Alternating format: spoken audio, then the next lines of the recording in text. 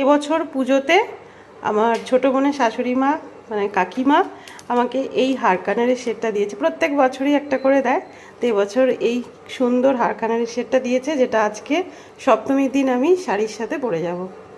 সপ্তমীতে আমি এই শাড়িটা পরেছি আর এই যে হারকানারের সেটটা পরে ফেলেছি।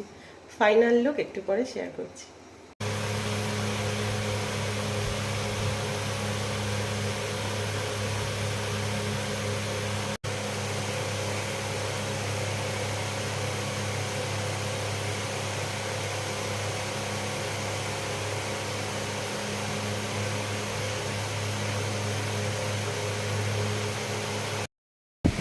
এটা হচ্ছে আমার আজকে ফাইনাল লুক, সপ্তমী লুক।